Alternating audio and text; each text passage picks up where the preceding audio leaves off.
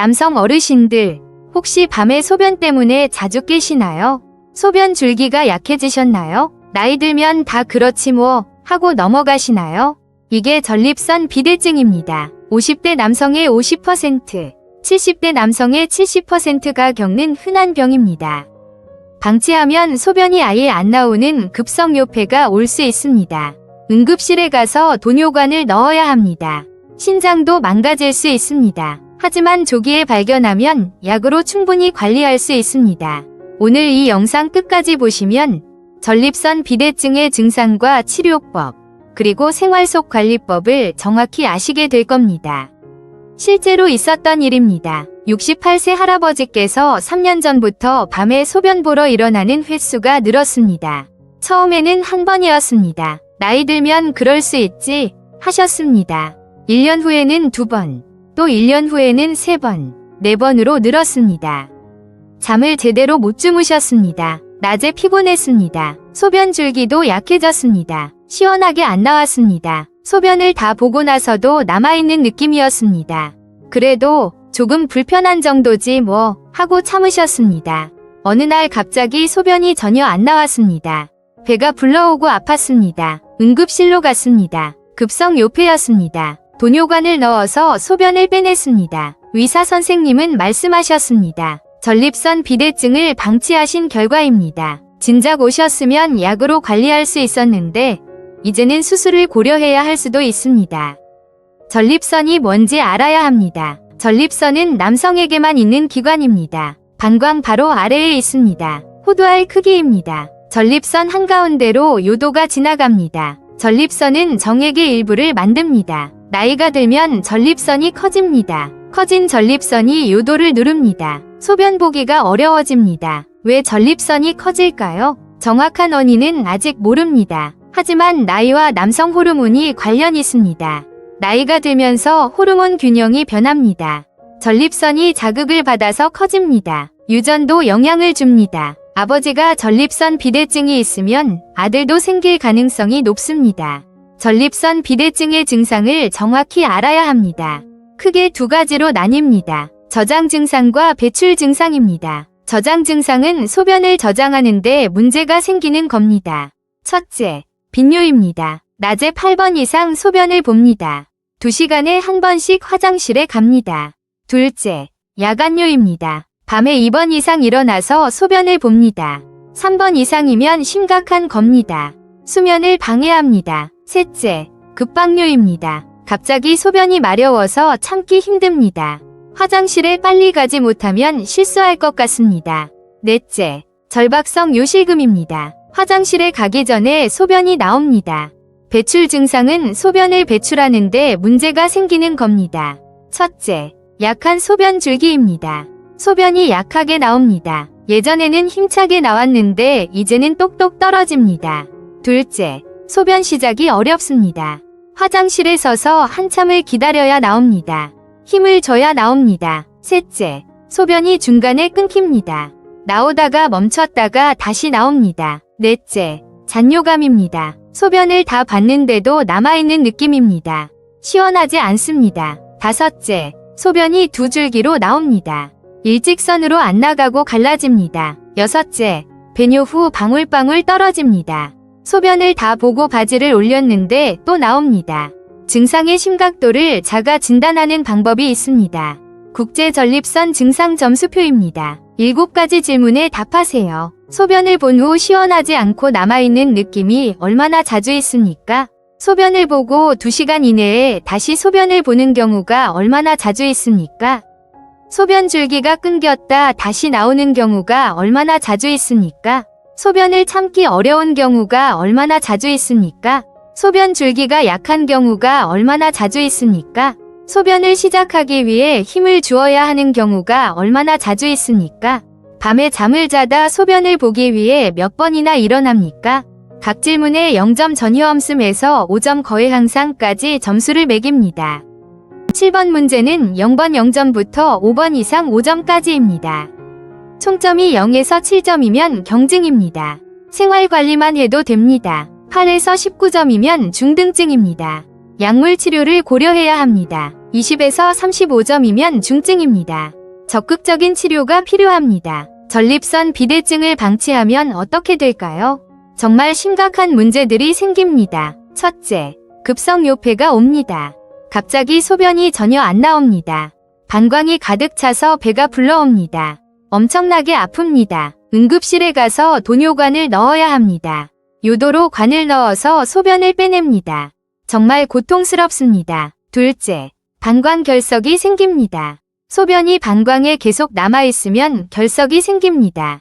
혈뇨가 나오고 통증이 있습니다. 셋째, 방광이 늘어납니다. 방광에 소변이 계속 차면 방광 근육이 늘어나고 약해집니다. 나중에는 수축력을 잃습니다. 넷째, 요로 감염이 자주 생깁니다.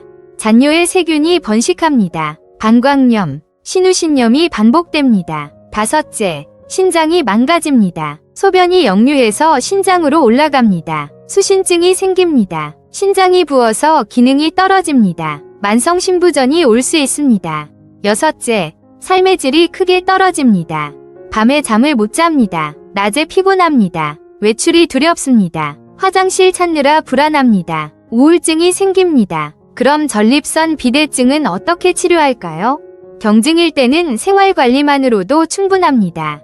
약을 먹지 않아도 됩니다. 생활습관을 바꾸면 증상이 좋아집니다. 중등증이나 중증일 때는 약물 치료를 합니다. 크게 두 가지 약이 있습니다. 첫째, 알파 차단제입니다. 탐스로신, 독사조신 같은 약들입니다. 전립선과 방광 근육을 이완시킵니다. 소변이 잘 나오게 합니다. 효과가 빠릅니다. 며칠 안에 증상이 좋아집니다. 하지만 전립선 크기를 줄이지는 못합니다. 부작용으로 어지러움, 코막힘, 역행성 사정이 있을 수 있습니다. 역행성 사정은 정액이 밖으로 안 나가고 방광으로 역류하는 겁니다. 둘째, 5알파 환원 요소 억제제입니다. 피나스테리드, 두타스테리드 같은 약들입니다. 전립선을 작게 만드는 약입니다. 호르몬 작용을 억제해서 전립선 크기를 줄입니다. 효과가 느립니다. 6개월은 먹어야 효과가 나타납니다. 하지만 근본적인 치료입니다. 장기적으로 좋습니다. 부작용으로 성욕 감퇴, 발기부전이 있을 수 있습니다. 많은 경우 두 가지 약을 함께 먹습니다. 빠른 증상 완화와 근본 치료를 동시에 합니다. 약으로 안 되면 수술을 합니다. 수술은 크게 두 가지입니다. 첫째, 경요도 전립선 절제술입니다. 요도로 내시경을 넣어서 전립선을 깎아냅니다. 가장 흔한 수술입니다. 효과가 확실합니다. 하루 이틀 입원합니다. 둘째, 레이저 수술입니다. 레이저로 전립선을 제거합니다. 출혈이 적습니다. 회복이 빠릅니다. 수술 후에는 일시적으로 혈뇨가 나올 수 있습니다. 요실금이 있을 수 있습니다. 대부분 몇 주 안에 좋아집니다. 이제 생활 속 관리법을 알려드리겠습니다. 이게 정말 중요합니다. 첫 번째, 수분 섭취를 조절하세요. 물을 충분히 마셔야 합니다. 하루 6에서 8잔은 드세요. 하지만 저녁 6시 이후로는 물을 줄이세요. 자기 2시간 전부터는 물을 마시지 마세요. 밤에 화장실 가는 횟수가 줄어듭니다. 두 번째, 카페인과 술을 줄이세요. 커피, 녹차, 홍차는 방광을 자극합니다. 소변을 자주 보게 만듭니다. 하루 1에서 2잔으로 줄이세요. 술도 방광을 자극하고 소변량을 늘립니다. 줄이세요. 세 번째, 매운 음식과 짠 음식을 피하세요. 방광을 자극합니다. 순하게 드세요. 네 번째, 규칙적으로 소변을 보세요. 참지 마세요. 하지만 자주 가려고 하지도 마세요. 2에서 3시간 간격으로 규칙적으로 가세요. 방광 훈련이 됩니다. 다섯 번째, 이중 배뇨를 하세요. 소변을 다 본 것 같으면 10초 기다리세요. 그리고 다시 한번 힘을 주세요. 남아있는 소변이 나옵니다. 잔뇨를 줄입니다. 여섯 번째, 변비를 예방하세요. 변비가 있으면 전립선을 누릅니다. 증상이 악화됩니다. 식이섬유를 충분히 드세요. 일곱 번째, 오래 앉아있지 마세요. 장시간 앉아있으면 전립선에 압박이 갑니다. 1시간마다 일어나서 걸으세요. 특히 딱딱한 의자는 피하세요. 쿠션을 사용하세요. 여덟 번째, 운동을 하세요. 걷기, 수영이 좋습니다. 골반 근육 운동도 좋습니다. 케겔 운동을 하세요. 항문을 조였다 풀었다 하는 운동입니다. 하루 3번, 한 번에 10회씩 하세요. 9번째, 따뜻하게 하세요. 전립선을 따뜻하게 하면 증상이 완화됩니다. 좌욕을 하세요. 따뜻한 물에 엉덩이를 담그세요. 하루 10에서 15분씩 하세요. 10번째, 스트레스를 줄이세요. 스트레스는 증상을 악화시킵니다. 명상, 취미생활로 스트레스를 풀으세요. 11번째, 감기약을 조심하세요. 감기약 중에 항히스타민제가 있는 것들이 있습니다. 이게 소변을 어렵게 만듭니다. 약사에게 전립선 비대증이 있는데 이 약 먹어도 되나요? 물어보세요. 12번째, 체중을 관리하세요. 비만은 전립선 비대증을 악화시킵니다. 적정 체중을 유지하세요. 전립선 비대증에 좋은 음식도 있습니다.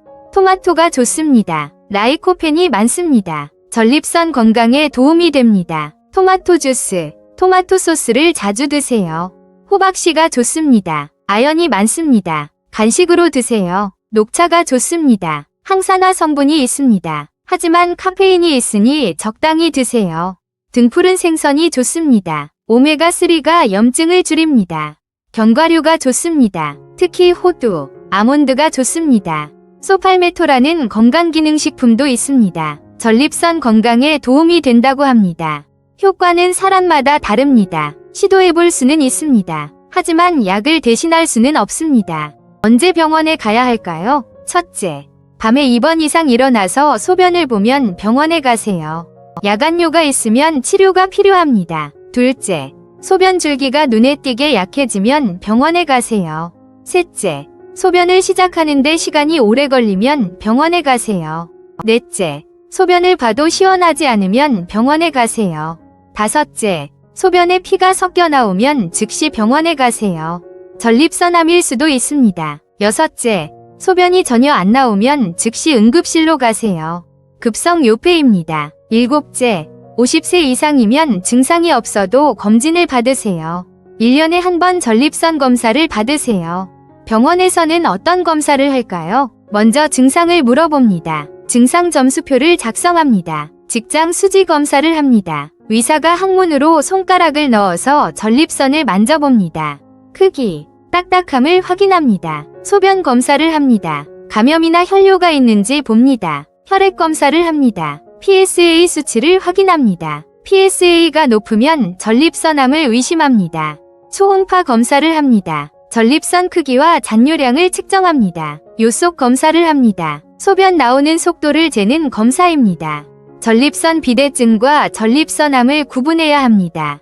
둘은 다른 병입니다. 전립선 비대증은 양성입니다. 암이 아닙니다. 하지만 증상이 비슷할 수 있습니다. 그래서 검사가 필요합니다. PSA 수치, 직장 수지 검사, 필요하면 조직 검사를 합니다. 정리하겠습니다. 전립선 비대증은 50대 이상 남성의 절반이 겪는 흔한 병입니다.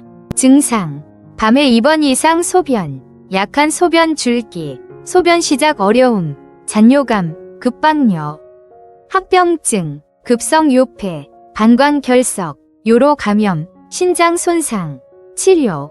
경증은 생활관리, 중등증은 약물치료, 중증은 수술 고려. 생활관리, 저녁 물 줄이기, 카페인 술 줄이기, 규칙적 배뇨, 이중 배뇨, 변비 예방, 오래 앉지 않기, 운동, 좌욕, 스트레스 줄이기, 감기약 조심, 체중 관리. 나이 들면 다 그래 라고 참지 마세요. 치료하면 좋아집니다. 삶의 질이 크게 향상됩니다. 밤에 푹 주무실 수 있습니다. 주변 남성 어르신들께 이 영상을 꼭 공유해주세요. 특히 밤에 자주 일어나시는 분들께 보여드리세요. 한 분이라도 더 보시면 한 분이라도 더 편안한 생활을 하실 수 있습니다.